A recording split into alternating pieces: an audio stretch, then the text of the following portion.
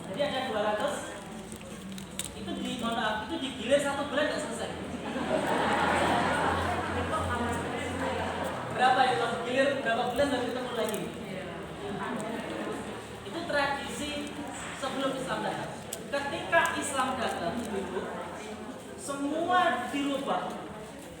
Yang tadinya tanpa batas itu dibatasi maksimal hanya 4, itu pun dengan syarat sangat ketat. Fakihu matobalakum minan nisa'i matna wa thulatha wa ruba'. Boleh menikah 2, 3 atau 4. Bukan 2 ditambah 3, 3 ditambah 4, bukan ya. 2, 3 atau 4. Itu maksimal. Tentu dengan syarat yang amat sangat ketat. Jadi poligami itu kuwi batune sik entek. saya yakin Ibu Asia nggak setuju poligami. Ada yang setuju?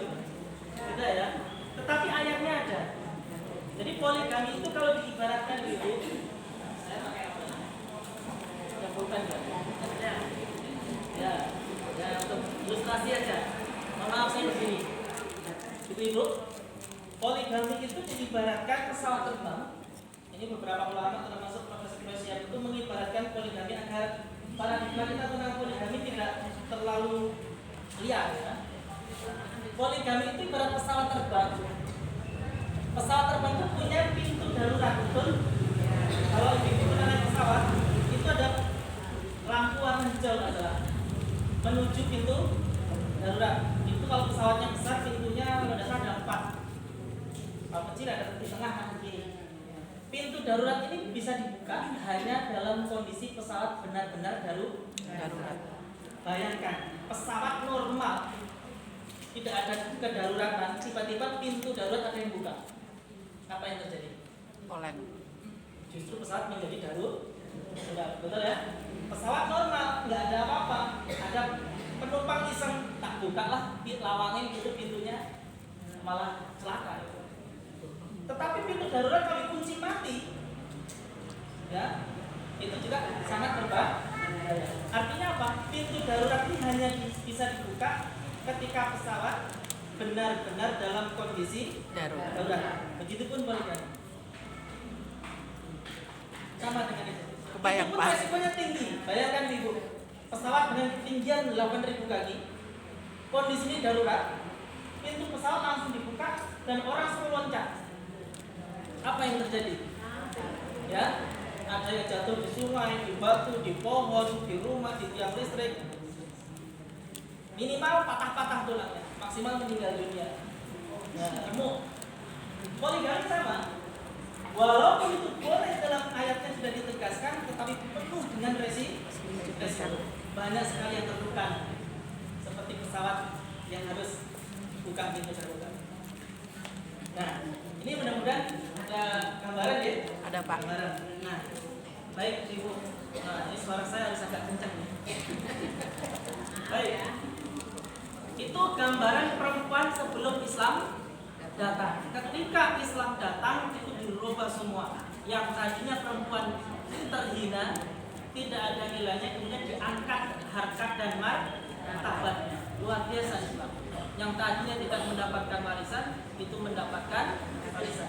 Zaman dulu Ibu, sebelum Islam datang, kalau perempuan haid datang bulan itu tidak boleh tinggal satu rumah.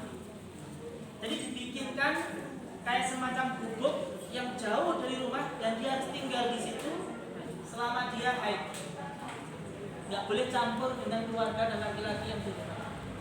Karena dianggap itu penyakit, dianggap itu membawa sesuatu yang kotor dan najis.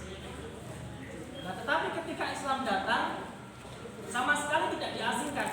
Bahkan perempuan yang sedang haid masih boleh istimta dengan suaminya, masih boleh bersenang-senang dengan suaminya, bermesraan, asal tidak melakukan hubungan suami istri. Nah, itu Islam. Islam itu betul-betul memperhatikan kaum perempuan. Nah, pertanyaan berikutnya, apakah perempuan boleh menjadi pemimpin? Ibu, boleh nggak? Boleh. Ya.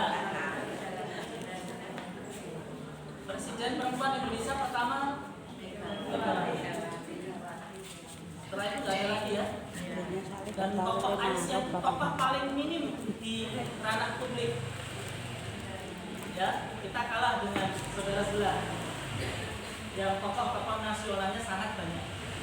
Kita sulit mencari calon presiden dari Muhammadiyah, calon wakil presiden dari Muhammadiyah, bahkan menteri dari Muhammadiyah aja sulit. Muhammadiyah agak malu-malu sama politik, agak jaga jarak. Nah, apakah boleh kita akan lihat ibu-ibu? Saya akan menunjukkan data dulu. Nah, kalau ada LCD bisa ditampilkan ini. Saya punya hasil penelitian unik tentang lebah. Ibu-ibu tahu lebah yang menghasilkan madu itu? Ya. Itu pemimpinnya itu betina, bukan jantan. Ratunya itu, tidak ada raja lebah itu, adanya Ratu lebah. Nggak ada perempuan. Nah, gajah sama. Gajah itu pemimpinnya betina. Gajah itu pemimpinnya betina. Singa. Hiu, ada hiu biru. Itu juga pemimpinnya betina. Kemudian ini ada simpanse, sejenis monyet tapi yang lebih gelap warnanya, itu pemimpinnya juga betina.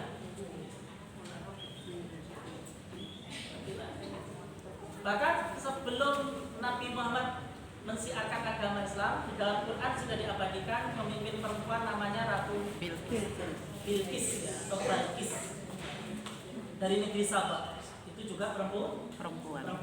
Lalu dalam Islam itu setidaknya kita ada 3 perempuan yang bisa kita jadikan contoh teladan kepemimpinan perempuan dalam Islam. Yang pertama Khadijah Al-Kubra, kemudian yang kedua Siti Aisyah, dan yang ketiga adalah Fatimah Al-Fihri. Saya nggak tahu waktu kita cukup atau enggak ini nanti. Yang pertama Khadijah Al-Kubra. Ibu tahu Khadijah? Ibu? Istri Rasulullah. Ya, istri Rasulullah. Beliau selisih jarak umurnya dengan Rasulullah itu 15 tahun. 15 tahun. Jadi beliau itu menarik ibu. Saya contohkan. Jadi Khadijah Al-Kubra itu sebelum menjalani rumah tangga dengan Rasulullah, dengan Nabi Muhammad, Khadijah itu dikenal sebagai perempuan mandiri yang memimpin sebuah perusahaan besar peninggalan sang ayah. Ayahnya namanya Walid. Itu saudagar kaya di Arab. Nah, Khadijah itu anak perempuan yang pada waktu itu sudah dididik oleh ayahnya dan ibunya namanya Fatimah. Ini kedua orang tua ini sudah sadar tentang potensi perempuan jika dikembangkan. Padahal pada saat itu ibu, bayi perempuan itu merupakan sesuatu yang hina kalau lahir bayi perempuan di masa Quraisy. Makanya Abu Lahab tabat siada Abi Lahab. Abu Lahab itu ketika dikabarkan keponakannya yang bernama Muhammad lahir, Abu Lahab itu senangnya luar biasa. Dan Abu Lahab paling susah dan paling takut kalau keponakannya perempuan. Senangnya Abu Lahab karena lahirnya ponakannya itu anaknya dari Abdullah itu adiknya Abu Lahab. Jadi Abu Lahab itu masih pamannya. Alhamdulillah tidak terlalu otot ya. Jadi Abdullah itu adik kakak sama Abu Lahab. Ketika dikabarkan adiknya yang bernama Abdullah itu melahirkan anak laki-laki, Abu Lahab itu senangnya luar biasa. Seketika itu dia langsung membebaskan budak perempuannya. Gara-gara senang itulah kemudian senang dengan lahirnya Nabi Muhammad itu, dalam riwayat disebutkan Abu Lahab itu setiap hari Senin dibebaskan dari siksa api neraka. Karena nanti ketika Rasulullah mengikrarkan sebagai Nabi, Abu Lahab itu kemudian memusuhi Rasulullah. Nah itu sudah masuk neraka khalidina fiha abadan. Tetapi khusus hari Senin beliau dibebaskan dari siksa api neraka. Itu ada di tafsir surat Al-Lahab. Nah, Nanti kalau ada kajian tafsir, itu bisa kita gali. Artinya apa? Dalam tradisi Arab ibu-ibu, kalau ada bayi perempuan lahir itu bahkan sebelum tradisi Arab ya, sebelum tradisi Islam, dalam sejarahnya Nabi Musa itu bayi perempuan itu dibunuh semua. Betul? Ya, Nabi Isa yang mengusi Fir'aun. Fir'aun itu Nabi Musa ya. Nah, itu dibunuh bayi perempuan. Nah, ketika tradisi Arab mengunggulkan kaum laki-laki itu, justru orang tuanya siapa tadi? Khadijah, ya, Khuwailid dan ibunya namanya Fatimah itu sudah punya pemikiran maju untuk mendidik Khadijah di luar kebiasaan pada umumnya. Khadijah dididik ilmu berdagang, ilmu bisnis, sehingga kemudian Khadijah ketika ayahnya meninggal dunia, Khadijah bisa melanjutkan bisnis yang digagas, yang didirikan oleh ayahnya, sehingga menjadi bisnis yang sangat besar. Pada waktu itu bisa sampai ke luar negeri, Suriah salah satunya, dan salah satu yang diutus ke Suriah untuk dagang itu adalah Muhammad muda, yang kemudian nanti akan jadi suaminya. Jadi karyawannya banyak, dermawannya luar biasa. Setiap pagi Khadijah itu diminta untuk membuka tokonya. Itu dijelaskan di beberapa sumber, supaya orang-orang yang kelaparan, yang miskin itu kalau pagi dikasih makan dulu oleh Khadijah. Beliau sangat terkenal dermawan, punya banyak karyawan. Salah satu karyawannya bernama Rasulullah Muhammad muda waktu itu. Kemudian Khadijah melamar Nabi Muhammad, bukan Nabi Muhammad yang melamar Khadijah, tapi Khadijah yang melamar Nabi Muhammad. Terbalik. Itu menandakan perempuan itu boleh meminta melamar, itu boleh. Nah, itu yang pertama. Jadi ketika Rasulullah ibu ya, ketika Rasulullah sudah mengikrarkan sebagai nabi, di situ disebutkan bahwa menikahnya itu kan jaraknya usia 15 tahun dan Khadijah 40 tahun. Di awal Nabi Muhammad menerima wahyu kenabiannya dan tugas penyebaran agama Islam semakin luas, di situ bukan tidak mungkin Nabi Muhammad itu justru yang lebih banyak belajar dari Khadijah tentang kepemimpinan. Itu hebatnya Khadijah. Jadi dakwah Rasulullah disokong ekonominya Khadijah. Jadi Khadijah itu dinikahi oleh Rasulullah monogami, tidak pernah dipoligami. Jadi Rasulullah ternyata pernah menduda. Nah, adapun poligami Rasulullah itu menikah lebih dari satu itu setelah Khadijah meninggal dunia. Dan itu motifnya murni karena dakwah. Nah, begitu. Itu yang pertama. Sudah jam 16.43. Yang kedua, Aisyah, Siti Aisyah. Kemudian kalau disebut Muhammadiyah itu berarti pengikutnya Nabi Muhammad. Muhammad ditambah ya nisbah Muhammadiyah, pengikutnya Nabi Muhammad. Aisyah itu diambil dari kata Aisyah ditambah ya nisbah dari Aisyah, berarti pengikutnya Siti Aisyah. Kenapa yang diambil Aisyah bukan Khadijah? Kenapa begitu? Karena ibu-ibu ortom Aisyah di bawah ortomnya Muhammadiyah Aisyah ini ya, itu ingin mengambil spirit intelektual dan kecerdasan kepemimpinan, ketangkasannya Aisyah. Ibu-ibu, ada lebih dari 2000 hadis yang diriwayatkan oleh Aisyah, lebih dari 2000 hadis. Bahkan Aisyah itu gurunya para ulama-ulama terkemuka di dunia. Muridnya Aisyah itu laki-laki. Ketika Rasulullah sudah wafat, Aisyah adalah rujukan utama dalam hal perihal soal agama Islam.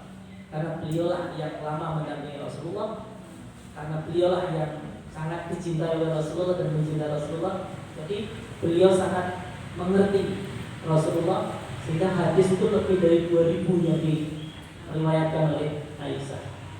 Ini menggambarkan bahwa Aisyah itu bukan hanya seorang istri, tapi seorang intelektual yang memiliki kecerdasan yang dahsyat dan luar biasa. Coba, ada nggak seorang perempuan yang bisa menghafal 2000 hadis di luar kepala? Nah, 2000 hadis seperti itu. Ini sudah diteliti oleh Pak Dr. Agung Dananto, sekretaris ketua pimpinan Ustadz Muhammadiyah. Itu sudah disebutkan dalam bukunya Fatih Ar-Habsi dalam tulisannya yang menggambarkan bahwa Aisyah itu istri seorang nabi yang bisa berperan dalam 3 dimensi. Yang pertama di ranah domestik. Domestik itu dalam rumah sebagai seorang istri, sebagai seorang ibu. Yang pertama. Yang kedua berperan dalam ranah intelektual atau pengembangan ilmu pengetahuan, karena terbukti dengan bisa meriwayatkan lebih dari 2000 hadis. Dan yang paling pokok dalam ranah publik, bahkan beliau pernah memimpin perang. Bayangkan seorang Aisyah perempuan bisa memimpin perang. Jadi artinya perempuan boleh jadi pemimpin. Dan yang terakhir saya harus singkat ini adalah Fatimah Al-Fihri. Pernah dengar Ibu? Fatimah Al-Fihri. Bukan Fatimah Al-Zahra ya, bukan, tapi Fatimah Al-Fihri. Nah, Ibu, Fatimah Al-Fihri itu, ya, ini disebutkan pada abad ke-8 Masehi. Nama Fatimah Al-Fihri itu dikenal sebagai pendiri institusi pendidikan muslim terbesar di Jazirah Arab dan Afrika Utara. Bahkan kampus pertama dan tertua di dunia itu pendirinya adalah Fatimah Al-Fihri. Dia mendirikan pertama-tama itu masjid, yang dibangun pertama masjid dengan adiknya namanya Maryam. Jadi memang Fatimah Al-Fihri ini orang tuanya memang orang yang punya, yang kaya begitu. Kemudian sebagian kekayaan tanahnya itu kemudian diwakafkan untuk membangun masjid. Dan masjid ini kemudian menjadi Universitas Khawariyin kalau tidak salah. Koroliyin. Itu universitas pertama dan tertua di dunia dan sudah diakui oleh UNESCO. Pendirinya adalah perempuan ini. Perempuan. Artinya apa? Perempuan itu kalau diberikan kesempatan, potensi yang dimiliki dahsyat. Hebat. Sayangnya di tengah-tengah dominasi kaum laki-laki yang luar biasa ini, perempuan dianggap sebelah mata. Kemarin saya baru pulang dari pasar, ngantar istri beli daging sapi, beli kacang rebus, beli daun papaya direbus, masih ingat saya? Beli gorengan. Nah, sama beli bawang kalau nggak salah gampang gitu ya, tidak salah. Nah, bawa pulang. Saya itu kurang 30 menit lagi berangkat ke kampus. Nah, istri saya malah nyuci kacang mentah itu loh, malah nyuci kacang. Dan langsung aja itu bikin sambal. Saya tak paham pakai sambal sama apa itu telur kuku gitu. Cepat kok, ya nanti kacangnya cepat bisa disambi. Saya lupa kalau perempuan itu multi tasking, bisa mengerjakan 5 pekerjaan dalam waktu yang bersama. Nah, 30 menit kemudian kacang udah matang. Udah matang kok ya. Sambal udah matang, sarapan udah siap, kacang juga udah matang. Coba kalau laki-laki, satu aja butuh waktu 30 menit. Nah, itulah Ibu tentang sejarah kepemimpinan perempuan dalam Islam. Sebenarnya saya ingin mengungkapkan tentang bagaimana Aisyah ini berusaha untuk memunculkan perempuan-perempuan mandiri, terutama dalam bidang ekonomi dan dalam bidang apapun yang sudah disiapkan oleh Muhammadiyah melalui Aisyah. Salah satunya ada 7 karakter perempuan berkemajuan. Saya tidak tahu ibu-ibu Aisyah hafal nggak 7 karakter perempuan berkemaja itu. Saya kalau ngisi kuliah pranikah di kampus itu, saya sarankan oleh para mahasiswa kalau ingin mencari istri, minimal 7 karakter ini ada pada sosok perempuan. Kalau kamu bisa menemukan, saya gitu motivasinya. Kalau kamu bisa menemukan 7 karakter ini ada pada satu perempuan, 7-7-nya ada lengkap. Nah ini contoh istri yang luar biasa. 7 karakter. Cuma sayangnya waktunya tidak cukup. Insya Allah Nanti lain bisa waktu tersambung kan. lagi. 7 karakter perempuan berkemajuan saya kasih bocorannya, mungkin Ibu masih ingat yang satu apa? Bertauhid dan takwa. Namanya dulu beriman dan bertakwa. Pakai kata kerja ya. Beriman dan bertakwa, artinya terus memperbaiki iman dan bertakwa. Yang kedua, googling ini. Yang kedua, taat beribadah. Yang ketiga, akhlakul karimah. Yang keempat, berpikir tajam wadah. Catatannya. Yang kelima, bersikap wasatiyah. Yang keenam, amalia soleh. Yang terakhir, sikap inklusif. Nah ini 7 karakter ini kalau dikupas satu-satu bisa 7 kali ceramah ya. Gitu. Nah 7 ini kalau ada pada diri seorang perempuan, maka dia tidak ragu lagi untuk bisa menjadi pemimpin yang luar biasa. Nah kapan-kapan 7 karakter ini bisa kita bahas. Mohon maaf sekali, sudah jam 16.52, saya harus pindah tempat. Setidaknya ini sebagai awalan, ya bisa nanti materinya bisa kita share. Setidaknya ini bisa menjadi awalan untuk memancing rasa penasaran dan diskusi untuk dilanjutkan pada pertemuan-pertemuan yang akan datang. Kajian tentang kepemimpinan perempuan ini tidak bisa hanya dibahas 30 menit. Dan saya yakin banyak sekali pertanyaan dari ibu yang ingin disampaikan. Biasanya kalau saya ngaji, saya ngisi itu tidak lebih dari 20 menit, sisanya tanya jawab. Namun mohon maaf sekali karena keterbatasan waktu, saya harus pindah tempat. Mohon maaf ibu, nggak apa-apa deh, karena di sana juga sudah terjadwal. Oke, saya kira itu mawon yang bisa saya aturkan.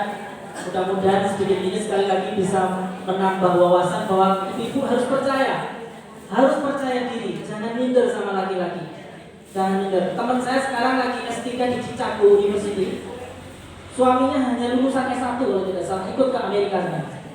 Beliau ngambil S3 di Chicago, dosen UIN Sunan Kalijodo, teman satu kelas S2 saya, luar biasa. Jadi ibu-ibu monggo, kita itu ya, kalau dikembangkan kapasitas dan kualitas kita nggak akan kalah dengan laki-laki. Monggo kita terus belajar, terus menempa diri sehingga kita bisa layak jika sewaktu-waktu agama itu memanggil kita dalam peran yang lebih besar. Matur nuwun, wassalamualaikum warahmatullahi wabarakatuh.